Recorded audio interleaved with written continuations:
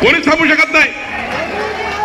देवेंद्र फडणवीस सरकार आपलं सरकार आहे, आपलं सरकार आहे आणि त्यामुळं काही चिंता करायची गरज नाही. मी पुढच्या 15 दिवसामध्ये माननीय देवेंद्रजीकडे एक बैठक लावतो. देवेंद्रजीकडे एक बैठक आपल्या सकल संपूर्ण समाजाच्या लोकांची, आपल्या सकल मातंग समाजाच्या सर्व नेत्यांसोबत एक बैठक. बसा.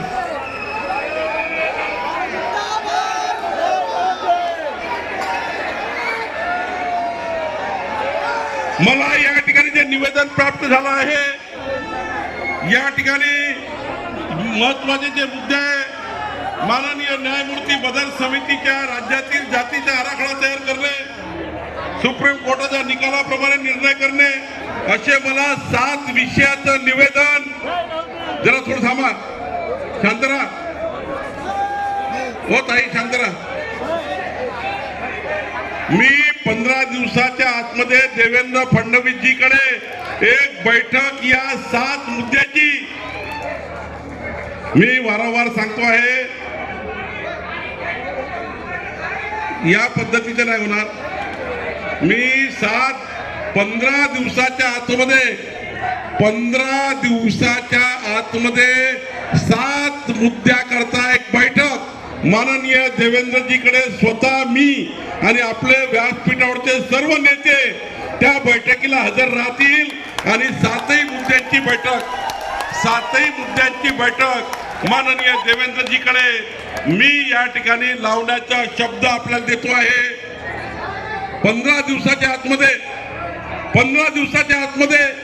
या 7 मुद्द्याची बैठक मी माननीय देवेंद्रजीकडे लावण्याचा या ठिकाणी निर्णय माननीय देवेंद्रजीकडे लावण्याचा आपल्याला शब्द देतो आहे. आणि मला विश्वास आहे, व्यासपीठावरचे ज्या पद्धतीचं नेतृत्व या ठिकाणी बसलं आहे, मातंग समाजाला न्याय देण्याकरता या ठिकाणी खाली तुम्ही सर्व बांधव बसलेले आहेत. तुम्हाला सर्वांना मी विश्वास देतो, माननीय देवेंद्रजी जेव्हा बैठक घेतील तेव्हा संपूर्ण विषयाला न्याय मिळाल्याशिवाय राहणार नाही.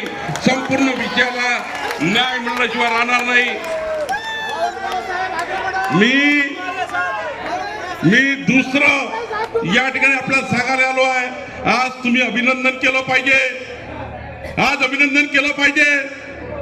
माननीय प्रधानमंत्री मोदीजींनी आता आपल्या समाजाला न्याय देण्याकरता अत्यंत महत्वाचा दरवाजा उघडला. तो दरवाजा कुठला आहे?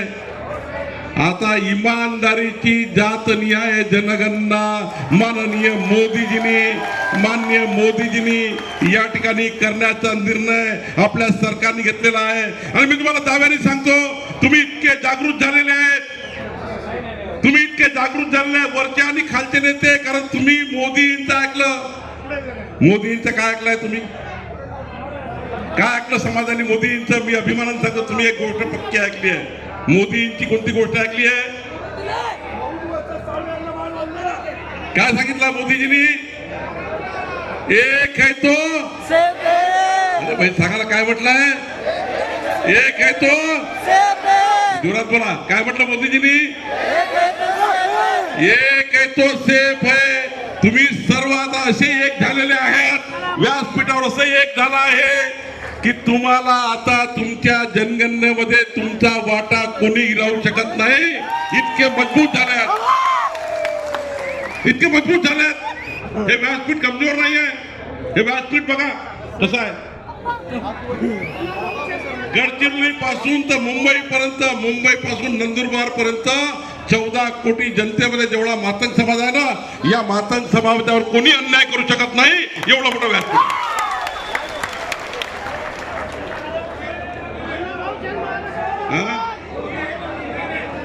एक तो सेफ आहे. आणि त्यामुळं बंधू भगिनींनो, शेवटपर्यंत लक्षात ठेवायचं. काय लक्षात ठेवायचं?